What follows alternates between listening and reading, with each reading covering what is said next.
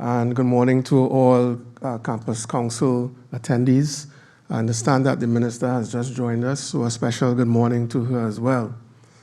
I'd like to go to the presentation. So we move on. We're trying to have a tight meeting this morning. I assume it's on. There you go. So this morning, and again, congratulations, Campus Council Chair, and congratulations as well to the 4 other members and associates of UWI who have received national awards this year. But colleagues, in keeping with our theme, which is Future First, the pelicans, which are the symbols of our university and our campus, are taking flight from a physical world represented by the blueprint of our iconic main admin building into a new digital future. And I would like to thank UWI St. Augustine student and digital artist Kathy Beckles for her artistic conceptualization of our theme.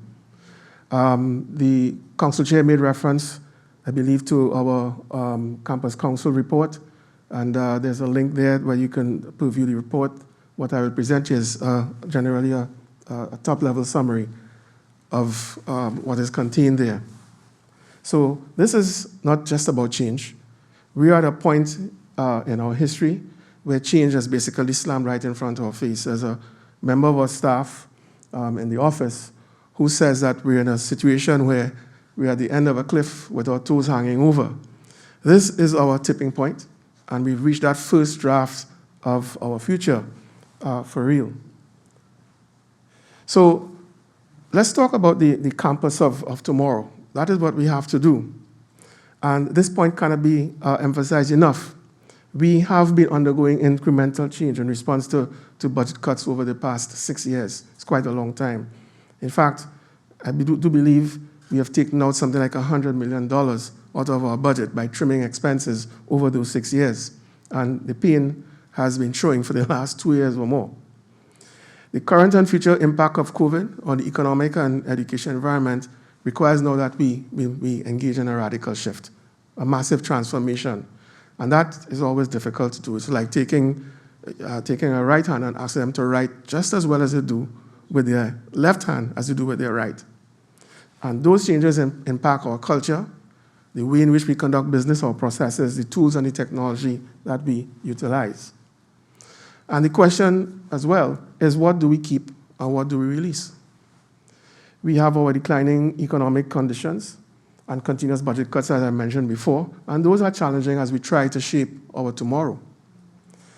But we have to do some introspection. I always believe in starting, restarting, going right back to ground zero, and looking at your space, verifying who you are, making the changes there, and then moving forward.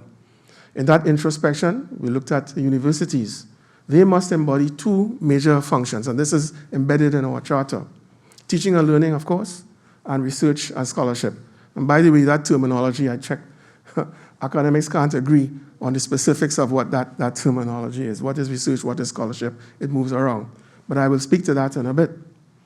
We do have a social contract, however, that we recognize, and that is that we must deliver quality to the students and the other stakeholders that come to us, that walk our corridors. They must receive that experience deserving of the best and brightest of our society. That is our social contract. I should mention that the research and scholarship sets apart universities from other teaching and learning institutions. If you do not have that as part of your main function, then you're not a university. And this is well known, it's well accepted globally. So moving forward, looking at that future space, what are the required changes? What are the key considerations? And we looked at a 4-part test. Does the change contribute to long-term sustainability? Is it relevant post-COVID, whenever that is? How are we using the tools, the technology, and digitalization? That's a hot topic these days, to drive efficiency. And have we maximized the allocation of our resources, whether it be human, infrastructural, financial, and other types? So we tried to detail this, and we came up with 8 focal areas. And I hope that you're seeing this clearly. Those who are in front of a monitor would, and I'm hoping that those who are a little bit distant can see it, because it's 8 very, very critical points. These principles inform a future focus, a 2030 vision of UWI, which I hope actually we can reach here sooner. And I just want you to know that the right-hand column references the name and number of the strategic plan objectives, the AAA strategic plan objectives. I wouldn't go to the codes because you wouldn't understand it. Access, alignment, and agility. So the first one is for us, at this point in time, the most important one. The others are important, but this is the most important one at this juncture, delivery mode. And we've agreed, COVID has forced us here, that we have to be hybrid, and we shall continue to do so. And hybrid here means a fit-for-purpose mix of distance and face-to-face. It means that some of our classes could be completely online, or completely face-to-face, or a certain ratio from one extreme to the other. That's in one dimension, time. But it could also be in space. So I could be lecturing, as I'm speaking right now, to a physical audience, and there's an audience that's online as well. So duality, some people call that high flex, a word I only learned a month ago. So we have to play games with those possibilities. Fit for purpose is the objective here. So when you're designing the courses and programs, you're looking for maximum delivery, choose the modality, choose the ratio that will basically deliver this. This one focal area was the focus of our proposal that went forward to shape our budget for the next biennium. We should also look at the market, and we want to go global. We've been saying that for the last 2 or 3 years. While meeting local needs and regional needs, or deliverables, high quality, or graduates, we would like our graduates who represent us when they leave here, become alumni, they must be prepared for what we call the next world. And that's the terminology we're using. They must be competent in their academics, and they must have the attributes of the ideal UWI graduate. That has already been defined. It exists, a 7-point list. I'll speak to it in a bit. We are looking at UWI supporting students from before they enter our doors as prospects in the high schools, all the way out past graduation as alumni, helping them in the marketplace, getting jobs, building networks, working with each other, and so on. And we are developing that environment. A more diverse education product range and impactful research. What about the funding model? And I think the campus chair referred a little bit to this earlier. We want to significantly reduce the dependence on governments across the region and be a little bit more flexible in our financing. We understand the challenge that governments have, and we realize that, okay, you've been around UWI for, 70 odd years, time to grow up, and time to face the music. And we have to do this. And what we see in that environment is that governments will pay for a well-defined service. So you say what you want, government, we work out a price, we charge, and we get our income. But we broaden our income as well, and we'll speak to that later in this presentation. We'd like to see a change in culture, and I'm saying this, biting my lips. We'd like to see a change in culture where students take responsibility for their tuition. So the billing goes to the student, not to the government, to the student. You're responsible for your tuition. This is the norm everywhere else. Time for you to grow up too. Yeah? And in taking that responsibility, we know that students are challenged. So, you know what? We'll be pounding the pavements, looking to see if we can beef up the existing range of support provided to students and help them with their education. We're talking here about training citizens of the future. There are 4 more points. I'll go through these relatively quickly. The 5th is processes, which we want to be very agile, and we've already embarked upon that road, but we'll speak to that again later. Teaching and learning, which is our primary function. Primary as well because it's actually our main income earner, but also because it's well documented in our charter. This is what we have to do. And that must now be primarily driven by market needs. Not legacy courses, not courses that basically appeal to someone's sensitivity because they like to do it. Not having courses and programs where enrollment is extremely low for a long period of time. That tells us that the course is not aligned to market realities. And we also want to support the students within the system, making sure that we address the issue of retention and employability. I did speak to our support for alumni as well. Research and scholarship must be for impact. Academics have been trying to nail down that definition, and for our purpose, I'll use the following. Recreation is the creation of new knowledge.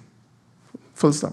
You could expand on it if you like to. Scholarship is the application of that knowledge that is acquired. Significantly, knowledge that requires a certain level of expertise. So that speaks immediately to research and what we call outreach. For staff, we are speaking of staff being well prepared for that delivery modality, hybrid, and we've done pretty well. I'd like to thank our experts in the Center for Excellence in Teaching and Learning in lifting the game. But there's a lot more that needs to be done. There's a lot to be done as well in terms of beefing up the infrastructure to ensure that we can do this reliably. And then finally, fair and transparent assessment and promotions framework. And if you listen to academics in particular, it's very, very difficult to measure performance for academics. And this is a fact globally.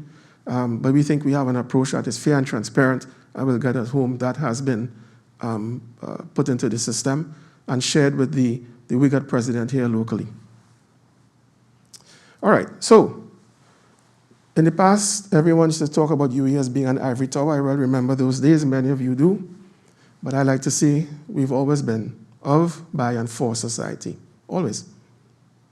And what we've done is started looking at the university using a process mapping approach that connects the society on the input side. And let me just get my laser pointer up here. Yeah, connects society on the input side and provides outputs that redound to society. There are three key operational areas. I did mention two before: research and scholarship and teaching and learning, but we can't go anywhere without library services. And then there is a support mechanism. I'll come back to that in a second. That comes from our administrative network. That slide that I put in gold, I chose gold purposely. I think it looks like gold. Men sometimes are colorblind. That speaks to the UWI ecosystem that looks at the output of the research and scholarly activity and tries to determine where do we have potential commercial viability. And one of the main outputs of that new function is the creation of UE spin-off companies. That is where we have gone. And we just have to develop the environment for it. So, as I said before, the research creates new knowledge, sometimes by complementing old knowledge to drive future social growth and sustainability. And it exploits current knowledge to derive solutions to a range of societal challenges through outreach, consultancy, and applied research.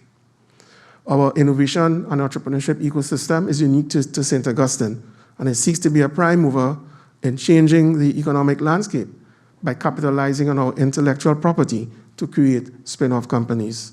The vision here is the creation of a Caribbean Mittelstand, which, like its German counterpart, is a swarm I say, of medium, small, and of MSMEs, micro, small, and medium enterprises that account for 30% of your foreign exchange and utilizing 60% of your workforce. A robust, resilient economy for all countries in the Caribbean. The teaching and learning function, we all well understand, it's the best understood function. We have 70,000 alumni when last we checked. And I won't say much more about that because we'll go into looking at the performance of that function right now. So our momentum is gathering to adopt this process mapping approach. I'll just show you one quick example, if we have time, of how we've used it. And I'd like at this point to thank Dr. Shelley Ann Wilson, the head of the Department of Management Studies, who has agreed to lead the daunting task of detailed process mapping of the St. Augustine campus. And we look forward to the results. The project proposal will be with me, I'm told, within the next couple of weeks. This is not here to confuse you. Per se, this is not an academic discourse here this morning. This is just to show you how far we've gone. This is the process submap for teaching and learning, that enterprise that takes students, student prospects, and turn them into graduates. And there's a whole set of stuff going on inside there. I've color-coded it to show you as follows. The green blocks are what we've been doing for a long time, and they work fairly well. They just need some tweaking. The yellow ones are relatively new, and I think we have to revisit this to make way to support the red blocks. The red blocks basically say, what is it you want of these graduates? List it out we'll measure it, and it will tell you where the gaps are, and then your system will now take those gaps and try and close them within the delivery of learning to students. That's what those are. Those are missing. And so our next activity is in closing the loop by defining these activities and implementing them with dispatch. The diagram speaks to reference graduate outcomes, and those I've listed here for those who are fast readers, but basically they combine academic competence with the 7 attributes of the ideal graduate that I mentioned earlier, right? It speaks to things like critical thinking, effective communication, and the like. Some of them are difficult to measure, but there's a way to measure them. I understand it's been done elsewhere. So I want to move on then and detail that block and speak to the statistics. First of all, we enrolled in the year in question 15,900, basically 6,000 students, undergrad at 11,000, and postgrad at 4,658 students. Slight decline overall in enrollment, as you will see in the next slide. Some of that reduction, of course, was due to COVID. There was a change in the gate as well, and there's some demographic factors we mentioned last year. We're currently going through a dip in the population curve in Trinidad and Tobago, and most of the students here are from this country. This slide basically shows the enrollment by faculty. Social sciences has always been by far the largest faculty, and it saw its numbers drop by 1,000 from the year 2015 to the year 2020. Some faculties are increasing enrollment. So law, for example, medicine saw an increase because we started to take students in, full fee paying students in January, and that helped to lift the curve a bit. But some are dropping. This is normal. We go through cycles at the different faculty levels and the discipline levels over time. But there are some major factors pushing for change, I would say. The big change in social sciences is a significant indicator. This is the enrollment by levels. We saw the biggest dip in postgrad numbers. I saw 4,658 students, down from 6,000 about 5 years ago. And again, GATE has we saw a big dip with GATE for sure, because the GATE funding has changed at the postgrad level. But I think also this university has to rethink its offering at the postgrad level. What is it you want to do? And then we've started some of that discussion. Then we plan and go through the drive to bring the students in.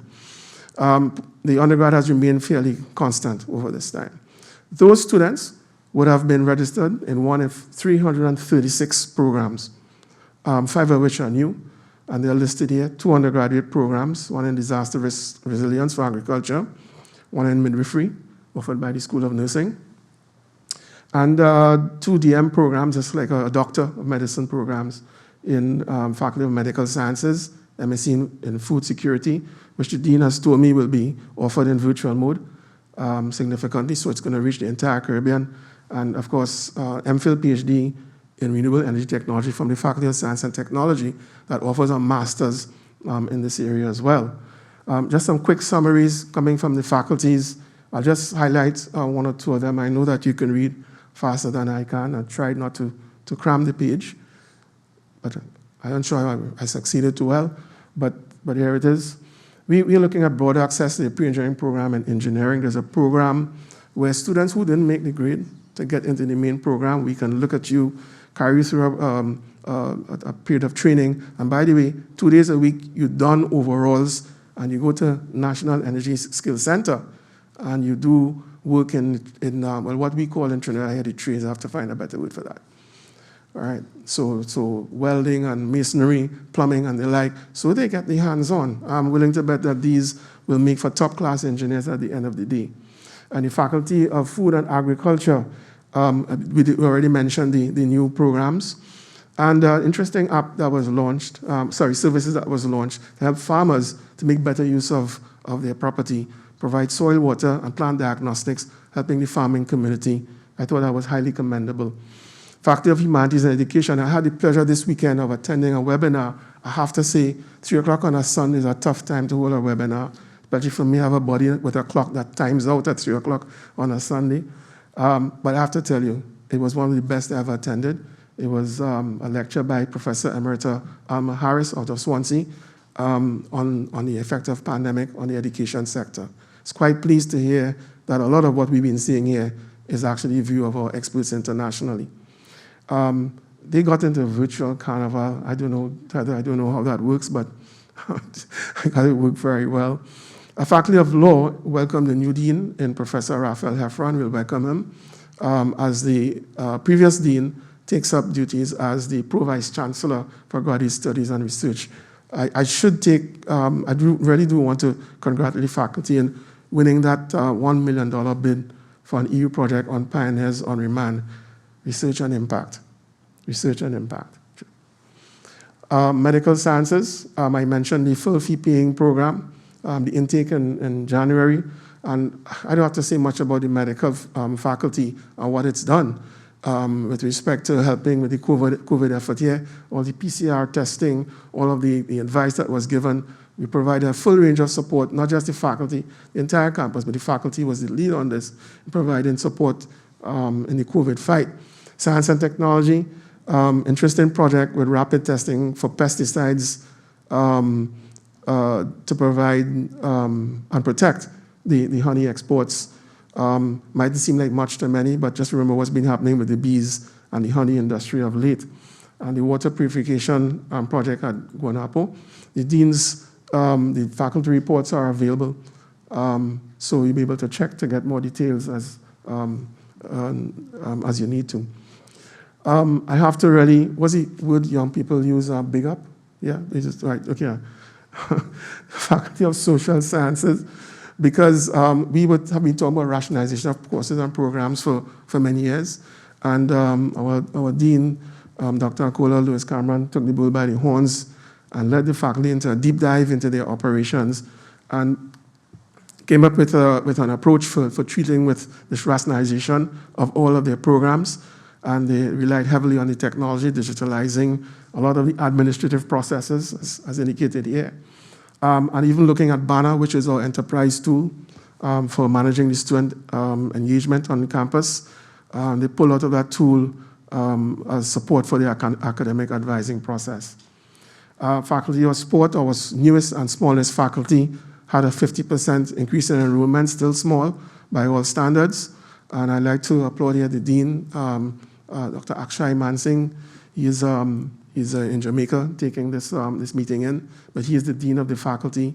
Our SPEC, our sports center, provided biosecure training for the Hero T20 Caribbean Premier League team. So we've been doing a lot during the lockdown during these last 2 years. I'm very happy to see a change in pandemic. How do students fund their education? Lots of various ways. We all know about gate support. Some students pay on their own, their parents pay for them. It's always good to have sponsorships, scholarships, bursaries, and there are a few of them listed here. And I thought I'd pull those figures out for this year. Found that we gave scholarships and bursaries to 454 students, some of them in need. Some of them, a few of the bursaries are for students who are doing well, but a lot of these were for students in need. And total given there something like $4.3 million. Now that's small by all standards. And I referenced this when I spoke to the 8 focal areas you need for student support. I'd like to also to say thanks to all those who made these new scholarships. There were a few new scholarships given during that year, totaling $216,000. I'd like to make special mention of the halls, because they came forward during COVID and sought to provide support to students who are on the halls, who were on halls, maybe graduate students now, but they contributed relatively, well, a medium amount, but it was the first time, to my recollection. I'm a Freedom Haller myself, and I was really, really enthused when I saw that group form. Hall contribution, therefore, was significant to me because it represents the strength of campus community and networking that goes on even beyond graduation. And we have to be careful we don't lose that as we go into a more digitally defined space. So thanks to all those who have provided support to our students. And the support also came from within UWI. We have an Adopt a Student program that staff members helping students through making their contributions. We helped 20 students there. Lots of hampers were given out at the start of the lockdown. Donation from the Guild, very, very important contribution to 85 students in need. Support from the hardship fund. There's a hardship fund that supported 8 students. I think the total given was like $32,000. Then we provided counseling, telemedicine support. We had some students remain in hall, they couldn't move, and we provided support to them as well. So thanks to the DSSD and the Office of the Deputy Campus Principal for leading in these efforts. And he also chairs a committee called the Student Amenities Fund Committee. Students pay something like $500 per year to the Amenities Fund. We waived that last year in the year under consideration because of the change in circumstance. But the fund was able to provide the support for which it was designed. And it's designed to target initiatives that improve the student experience on campus. For things that the normal funding could not achieve, either because of the reduced funding or because of the special focus of the funding. That gap was filled by the Student Amenities Fund. I'd like to thank the students for making this contribution to furthering their own education and education of those who come thereafter. So you'll see a few of the projects there, Wi-Fi upgrade, which is going to be important as we go hybrid and students come back on campus. We're looking at September, crossing fingers and everything else to ensure that happens. Lighting of the student car park, complementation of the bus shelters, purchase of an additional 50 laptops for loans to students. We got contributions from many corporate sector pitched in. I recall Huawei, TS, and B-Mobile, TSTT, making some contributions. Purchase of 100 MiFi devices for loan to students as well. There's more detail here on this slide. We won't go through all of it. Again, I want to thank the Deputy Campus Principal who sits here on my right for leading this effort. He is he's a great champion of the students, and there's some things I'll say about that. I don't want to mention here, but I mean, you can't beat his heart for ensuring the best for students. So Wi-Fi upgrade was mentioned. Expansion of counseling services. We have an employee assistance program through a provider, and we managed to, we're looking at basically adding students into that program so they can get the help that they need in treating with the virus and the isolation that comes with it. In terms of planned projects, we're looking at tracking system for shuttles, upgrade to the shuttles we mentioned before. We are currently paving the student, we will be paving the student car park. Currently, actually, right now, we're doing some walkways. So those of you who remember campus, coming in on a rainy day on the North Gate, you don't have to lose shelter walking to your destination. By the time we finish with this, that will be something of the past. That's the idea there. So no mud on your feet and getting drenched on the way down to the south part of the campus. So again, thanks to the Deputy Principal and to the members of the Guild who sit on the committee in making these and help in making these decisions. And on that note, I'd like to thank the Guild for their support in ensuring that the university standards are kept high. For decades, the Guild has provided a powerful leadership and learning opportunity for students. The Council continues to serve, this is the Guild Council, continues to serve as a voice for the student body and actively works with administration to promote a better teaching and learning environment. We view the Guild as a strategic partner for student success. This is Mr. Kobe Sandy, who is currently, I'd actually like to congratulate him because I think he was re-elected as Guild President for the new term. And our students have done very well. This is Suana Sogdeo, who was awarded the McCandle Dagger Law Scholarship for her work in the community. And we also recognize graduates. Mr. Omari Joseph, who took first place in the Corporación Andina de Fomento, or the SCAF Development Bank, for his essay on ideas of the future. I got a C in Spanish, so. Yeah. All right, so we speak here about our future focus now and the things we're doing under the Access banner of the strategic plan. And we're looking now at a curriculum reform for a more holistic education. That will take in sorry, audio man. That will take in the seven attributes of the ideal graduate. Our campus, I spoke to this already, the initiative to help teaching and staff transition from face-to-face to online by what we call them SETTLE, that's the Center for Excellence in Teaching and Learning, doing an excellent job. We for years now, we have a feedback tool. Students provide feedback on their experience in the courses, and it's actually called Students Evaluation of Courses and Lecturers. Some lecturers don't like that, but they're the customer. And this tool was reviewed, re-engineered, and rebranded to look more at the entity of the course engagement. And finally, I've mentioned a lot the MBBS full fee paying intake. All of these contribute to building and growing the experience of students in the teaching and learning environment. When September came, at the start of this particular year, September 2020, we took in our first set of students under COVID. They've never seen the campus. We ran town halls to sort of pull them into the system. They still couldn't see the campus. And so there were a lot of questions to answer. I had to give a lot of assurances. And we had to do the same, actually, for returning students as well.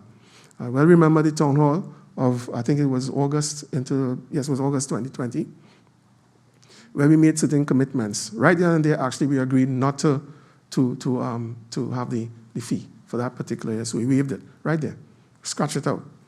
Okay. We provided repatriation support. That's a promise we made. That was students who were caught here in lockdown. Remember all the issues of crossing the borders, helping them to get home. And that's where we also spoke to the whole issue of providing laptops and tablets, making them available on loan. So the whole list is here.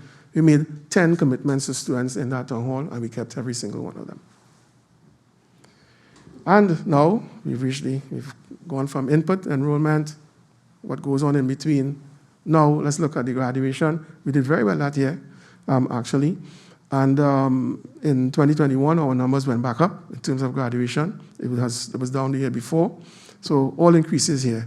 And remember, what we want to do is graduates at all levels. We talk about molding them into capable, competent citizens who are employable at a high level, who are critical and creative thinkers, effective communicators, IT skilled, information literate, entrepreneurial and innovative, globally aware but grounded in their regional identity, socially responsible, guided by strong ethical values, attributes of the ideal UWI graduate. And just a quick slide that shows the dip. There was a dip in the previous year, the graduations. I think this would have been semester 2 of the previous year, and I do believe students dropped out because of COVID. Stand to be corrected, staff, on that. But the point is that we came right back up. I noticed the number of postgrad students increased as well. And just a slide just to show what we've been doing. Another virtual graduation. It's met us again. Congratulations to honorary awardees Ray Hallman, Lynette Seabaran-Smith, Roshan Parasram, and Sionarain Pusad Kusal. This was our second virtual graduation ceremony. And these images are from the October 2021 ceremony.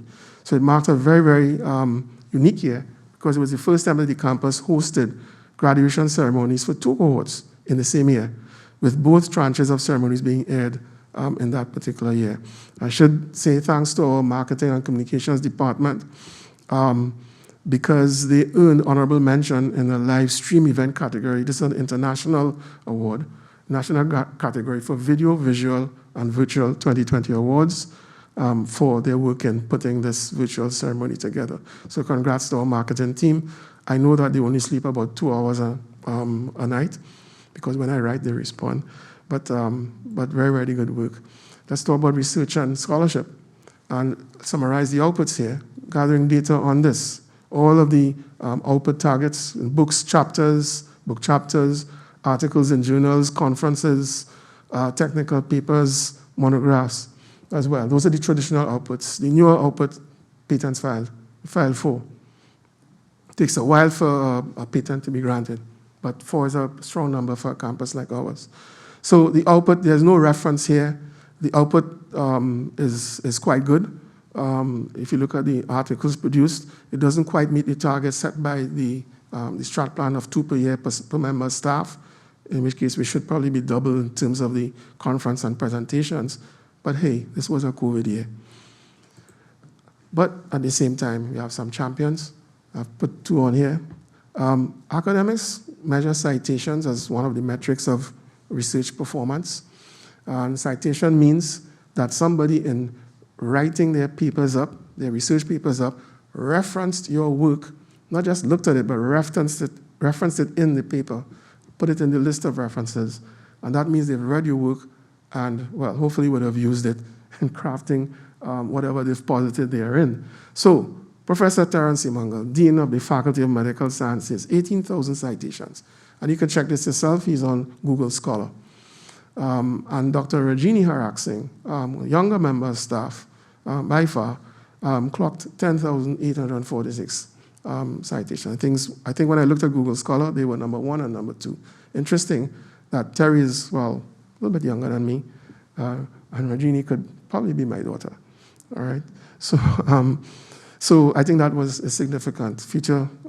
Future looks well for us as a campus. Other research outputs, lots of them, we licensed technology.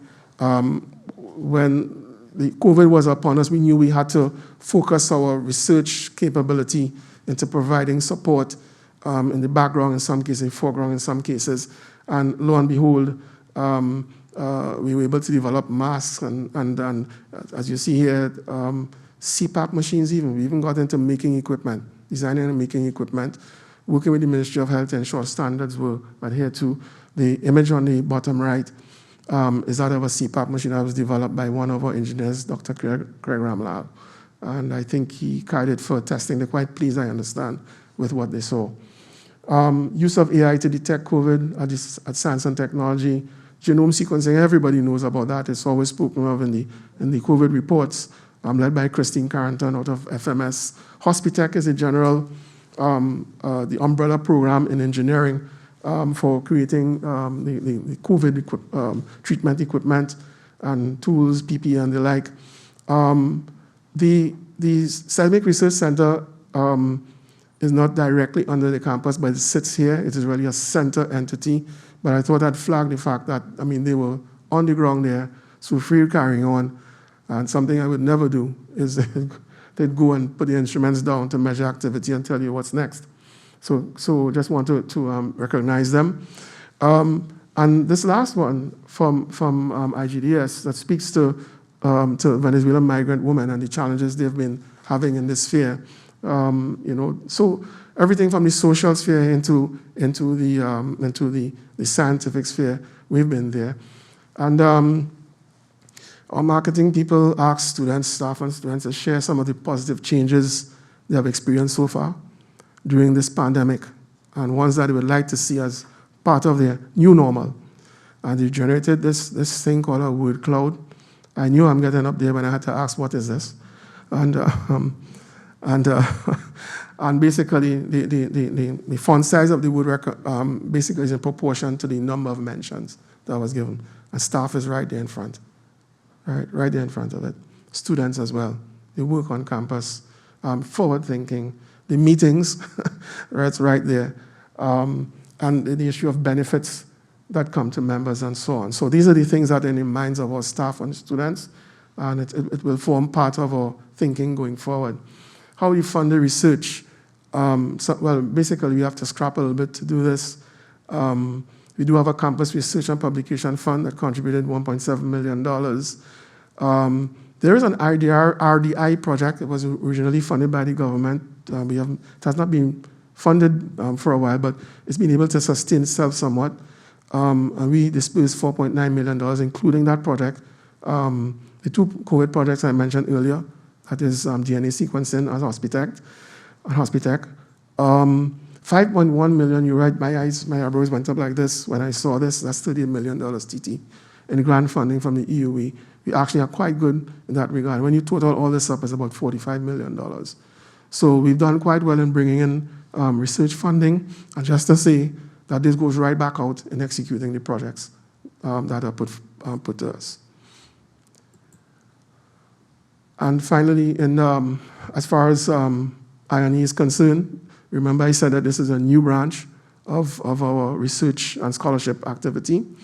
And the target here is really, yes, to help UWI with its funding, but also make a contribution to the growth in the economy. And the image I've been painting to students and staff is that what we create must be this Mittelstand, as I indicated earlier, 30% foreign exports, hiring 60% of the workforce, a change in the whole economic structure. The pipeline, the pipeline that is tied to that ecosystem. The concept is that ideas start at the faculties, There is a unit in the Faculty of Social Sciences called the Entrepreneurship Unit that provides mentoring, support, and the like. Sometimes they send you right back to the drawing board if the idea doesn't look feasible. Then Stacy gets serious, brings in the legal financing aspects, starts looking at potential investors and so on. And then once the project is mature enough, the concept is that it will go out to a UWI Ventures Limited, UVL, outside of UWI, separate company altogether, that will have private sector participation in moving these projects forward. We have created some spin-offs, but they have not gone far beyond the incorporation. UWI Fine Cocoa Products Limited, UWI St Limited, which is exploiting the asphalt in Trinidad and Tobago. And Phi Innovations Limited, there's a new one that's not reached FNGPC as yet, that treats with fingerprint identification technology. The UVL has created a Ventures app. It's an online meeting space. This is pre-COVID. Online meeting space for investors, for mentors, and the like, to meet and talk about ideas. So that collaborative space is where we expect to see action going on. There are 100 registrants on that site right now. And right now, if you ask me what's going on, I'll say right now we're dealing with the interface between UWI and UVL. It's almost like I think I could say it's a mother giving birth. It's difficult, right? Different DNA, coming from an older DNA, and there's some interface issues there that we have to treat with, and we're going through that right now with a paper going to FN and GPC. All right, and we have forgotten in the past, I'm sorry, to fully mention our student startups. MIT has 100,000 student startups. These are student startups, are businesses that are not created in UWI, but by graduates of UWI on their own. And we like to think that they would have been motivated by the experience that they had in doing so. So in February, this article came out. We didn't make any mention of the fact that the app was developed by a company called Fasove, and Fasove is actually run by one Jivan Prasad, who worked with me on the PAN project. And that company is helping innovators move their products forward. That's what they do. So the app development was done by them. And then there I am sitting down last Carnival watching Kes perform, and my eye just locked in on a little cymbal on a drum. And I said, well, I know this cymbal. And lo and behold, graduate Kevin Wiley. In fact, formed that company, set up his own shop, take the best woods in Trinidad and Tobago to make really, really specialized niche market drums, and he is exporting. And finally, David Charles mentioned many times. Last time I mentioned him, he was creating PAN samples, something the PAN community didn't like at the time, to allow keyboardists and anybody who has electronic, digital music at their fingertip to play PAN. Sounds the same, right? And he's expanded his product line fourfold since then. The last one is on, soca samples, and then he got into the Indian classics and so on. And our outreach covered many, many different areas. COVID-19 vaccines, truths and untruths, so talking to the population, talking to students, speaking to the youth, breakfast with CEOs. I had to check out what BioBlitz was, backyard edition. I don't know what I guess you could do a BioBlitz in your backyard. And I found that a BioBlitz is, quote unquote, an intense period of biological surveying in an attempt to record all of the living spaces within a designated area. Did I get that right in there? Yes, you got it right. Good. All right. So really, really engaging, run by the Department of Life Sciences, or the Faculty of Science and Technology. Let's talk about the library services. And there's a strong network here, unsung heroes, 7 libraries across the campus. And in response to the COVID, I'll get to the COVID in a bit. When we made the call to champion the innovation entrepreneurship ecosystem, they came forth with by creating an IP help desk and to provide that support in that regard. So thanks to Frank for helping us in that regard.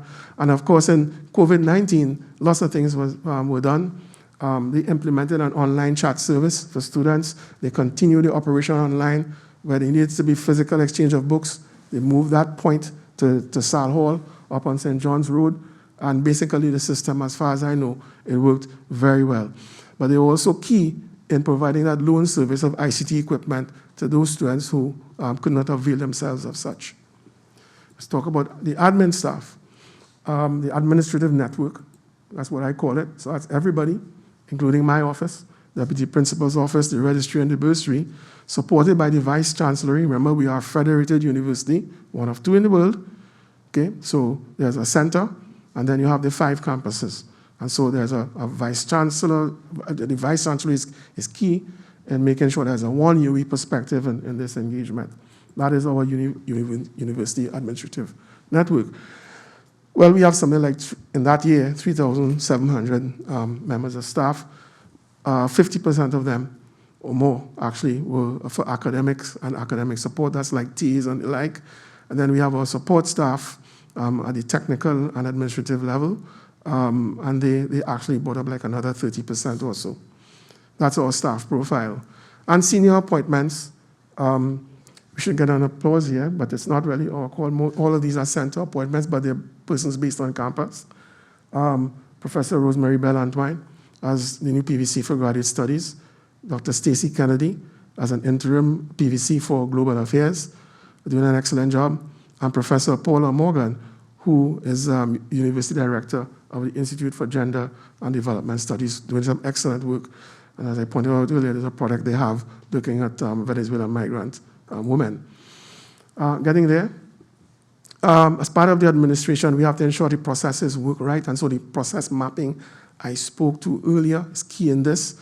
And I was pleased to see that our registry, under the leadership of a registrar, has started development, will complete soon, the implementation of CRM software to look at the student cycle, everything from the prospects all the way through, ultimately, to the alumni. But right now, I think it's going to stop down at the graduates. Yeah? All right. So plans in progress. So they've used a process mapping approach to ensure the software does what they expect it to do. We've digitalized several processes. Oh, look at that 1-3 from the bottom. The new recruitment app built by DCIT students. You know what that does? So you're a student in high school. You want to know what UE can do for you. So they look at that app and they'll match their careers. They'll have a range of careers. They might even change. And they try to see how well the programs at UE are aligned, right, to those careers. Am I right, Dean? Yes. He says he's shaking his head. All right. And not necessarily because I'm principal. All right. But tremendous. And one of those students actually now works in the Department of Computer and Information Technology. Yeah. Great stuff. Viability assessment adds to the current assessments that we do, quality assessments of programs and courses. We have risk assessments, accreditation. But this is a tighter loop that looks at all these processes on an ongoing basis. We're still sort of cleaning up how these viability assessment processes will work. There are 2 committees formed. One will look at the admin network and the other one at the academic core. And improved criteria for tenure and promotion. Yes, I spelled it right. I spoke to that earlier as well. Okay, some finances. You got to finance the whole thing. And I think we broke our golden rule of spending all your money on this, but then COVID hit us so fast that we couldn't spend it out. All right. So we approved budget expenditure was $629 million. And of course, you have to balance it. And we showed how that could balance with income. But actually, we spent a bit less than that, 617 again. COVID, everything shut down. And at the same time, had an increased income, I think primarily from savings and so on. So it looks like a good year, but then when you factor in the environmental circumstances, really and truly, there's some things you can and some things you cannot see. The main thing is funding. I'd like to thank the government of Trinidad and Tobago and the governments of the region for the support of the campus over the years. I know things are tough, but we've shown that as a campus, we are tougher than tough. We respond as we need to ensure that we meet our targets. We have for years carried through these exercises for cost reduction, freezing unfilled positions, reorganizing workflows, and so on, improving efficiencies. This slide is a constant slide in my report. The main thing is that we have been very, very diligent in cutting expenses, but we've reached the point where we can't really necessarily cut anymore. because as I said, there's pain now in the system to ensure that we deliver as promised. I won't go through all of this, but we have a revitalized funding model for the St. Augustine campus. And because teaching and learning is a major part of our operations, because it's a major part of our cash flow, we have to look at tuition. Now, I know this is going to cause some quivers through the system, shivers, I should say, through the system. So, there are students who we are registered, for whom the cost of education is exactly the same as, well, before they were born, 21 years. 21 years. There's been no change, no increase in tuition over all that time. I'm not saying we should increase it just for that, but 21 years is a long time. And so we have to at least consider it. We'll be doing that. Government of Trinidad and Tobago has been very supportive because whereas by the arrangements that were in place, governments were to take up 80% of the economic costs and students 20%, students on this campus, Trinidadian students, are covering 12%. 12%. This is with gate and everything. This is not including gate. If you include gate, you're probably down to like 6% for those students. 12% of economic costs. And I did see in that table that students have to take responsibility for their tuition. Right? We have to move to that space, or else we won't be raising top-class citizens. Faculty of Medical Sciences particularly challenged because their billing has not changed for 13 years. Right? And I don't think we'll be making any changes to tuition there, but certainly the billing arrangements perhaps. We have 3 projects under the Repatriation to Revenue initiative that the Vice-Chancellor has launched. I'll speak to them in a minute. But we're also looking at participation in the UWI Global Campus. I did say we have to go global. Now, we cannot go global as Mona, St. Augustine, Barbados, 5 Islands, and Open Campus. We can't. We can't. That's crazy. That's not how we build a good business. It has to be together. So it has to be a one UWI approach with participation from existing campuses. And Vice-Chancellor will be happy to share that in the near future. There is a piece of land that you pass coming from the airport heading into Port of Spain, right next to where Pantrinbigo has this building for years. We've tried to utilize that property in different ways. We still don't have the lease for it, but we have permission to occupy. And we have been working with BP Light and Shell to make that land, to use that land to install a solar park. I need to say that now. It was mentioned by the Prime Minister, I think, last year, but I don't think anybody really took off on it. But those plans have moved ahead somewhat, still slowed by the fact that we don't have the lease for the property. We intend to get benefit from that. Very quickly, these are the Repatriation to Revenue projects. UWI Global School of Medicine is a major one. And you can see there some of the returns that's coming from it. The figures look good. This is a worst-case scenario. $59 million surplus after tax after 6 years once we get 120 students in per year. Global students, full fee paying. This is all approved by UWI. The proposal is with government because there's some input from government that's required. Most of it is non-cash, and we're still awaiting a word from them. UWI Fine Cocoa Products Limited, again, good figures that was proposed, but behind that there are other projects that are coming out from this campus. This is commercialization of intellectual property. And the alumni engagement project, I want to say here, this is not us going after money, because there's so much that we could obtain from really and truly strengthening our engagement with our alumni, as is done in the US. There's much that could be done in terms of mentoring, support, building networks in the job market, and so on. That will help our students, and we want to basically carry that up 10 notches, not just one. So, all this is powered, went too quickly there, they will buff me. This is our executive management team, headed by yours truly, Professor Indar Ramnarayan, Deputy Principal, Dr. Dawn Marie, the Fugil, our campus registrar, and our campus bursar, Mrs. Andrea Taylor-Hanna, Mr. Frank Sudin mentioned, a great guy who heads the campus libraries, the campus librarian, and our deans who are here, pretty pictures all. Yeah. Professor Edwin Ekwe, Dean of Engineering, Dr. Mark Udivera, his first council meeting as Dean of Food and Agriculture, Dr. Heather Cato, who stands here proudly, and as Dean of the Faculty of Humanities and Education. I mentioned Terry Semangal, professor. I think the nation knows him well by now. He led that committee that looked at COVID and COVID mortalities recently.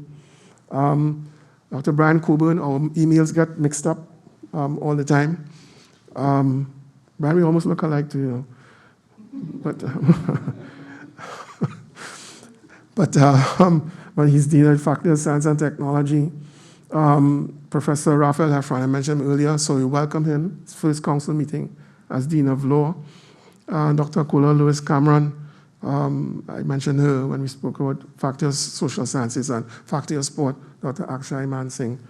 So excellent team, excellent leaders. I had to mention those who have been here on the ground right through the entire COVID. We are really heartened by the sustained efforts of our frontline staff who secured and maintained our grounds, kept the administrative wheels turning, adopted innovative methods to maintain high quality levels of teaching, learning, and research, and embraced technology to support students, staff, and other stakeholders. I'd like to especially commend the work of our essential services, health and safety, Rajesh Kanhai, and Dulari C. Prasad here on the left. I had mentioned to marketing and communications. I've been talking to Dulari so much on Zoom, and she normally have a video off. It's the first time I'm actually seeing her. So welcome, Dulari. Nice to meet you. Right? And then on the right, top right, our security services, the entire cohort is represented by two today constables, Bedu and Jackson, posing for a nice picture there. And our SIT staff, Nazir Aladdin, Darren Dewey, I think that's Darren behind the mask, standing there. DFM is not here, or the Department of Facilities Management. And how could I forget the registry and the bursary who have been on the ground? You drive on campus, the car park is, well, I'll be very careful here, right? I was going to say full, but about 1/3 full, all right, for most days. And they worked on weekends as well. Staff have done well. Vice-Chancellor's Awards for Excellence awardees. Dr. Chris Maraj, Edwin, I don't know, he didn't look too happy, but Chris Maraj in Mechanical Engineering, Professor Michel Maikou, and Dr. Sabira Abdul Majid for Excellence in Multi-Campus Research Collaboration. Congratulations to them all. Professor Jairaj Jaraman receiving his EMA award, and I was really happy to see this. Dr. Ayana Philip Savage, who was awarded Anthony N. Sabga Caribbean Excellence Award for Science and Technology. Congratulations to all of them. Oh, but it goes beyond academic staff. All our support staff as well are involved in different types of engagement internationally. So Darren Dewey, you see him on TV all the time talking about cybersecurity, and he was the Cyber Hero nominee for she's Enterprise Application Support Manager. Amanda Best Noel, who works in the Guild office, and she received an award for Outstanding New Professional in April of last year. And Anil Maraj, Student Services Assistant, he got the Caribbean Tertiary Level Personnel Association's Emerging Professional Award last year as well, so congrats to them. Our department-wise, again, our marketing department picked up another award, another ADI award, I think it's the second time, for creative work. And this is for work they did that submitted to the Caribbean Ideas Synapse classes. Advertising agency for the social media aspect of their jointly produced Game Changers program. That's a recruitment program that they engaged in last year. And this is a sample of some of the work that they did. Almost at the end, let's talk about reputation. It's big. So we know that UWI is in the top 1.5% ranked by the PwC certified Times Higher Education rankings. We know that for sure, and the VC has spoken about this at length. And so we're in a top-class university. Now, I had asked over the years, well, where's St. Augustine in that? The information is not disaggregated, I'm told by PVC Denzel Williams. It's not disaggregated by campus. But then he produced this report from Webometrics for campus rankings. And Webometrics basically ranks, the ranking usually considers a university's activities and outputs and their relevance and impact. It looks at web presence and visibility, And they use that as indicators of global performance of a university that considers the teaching commitment, research results, perceived international prestige, and the links university has with the community, including industrial and economic sectors. And this provides an overview, and I'm not doing this I'm just putting numbers as I got them. Colleagues in every category for every year, over the last year, St. Augustine Campus is number 1. Right? So colleagues, we're doing a good job in that regard. No, this is separate to the THE rankings. All right. Right, so I'm wrapping up here with just a reminder. The 8 focal areas. I used to call them facets. Delivery mode, I'll use one word, maybe 2, to just describe where we are going. Delivery mode, solidly hybrid. Market, global plus, that means you take care of your community as well. No university exists for long if you don't take care of your home base. Deliverables of top quality. Funding model, typified by sustainability, whatever we do. Processes must be agile and efficient. Teaching and learning must be empowering. Research and scholarship must be impactful. And our staff must be prepared and fully engaged. So, colleagues, ladies and gentlemen, members of Campus Council, I'd like to thank you for listening. And I think at this stage we are open for questions. Thank you for listening.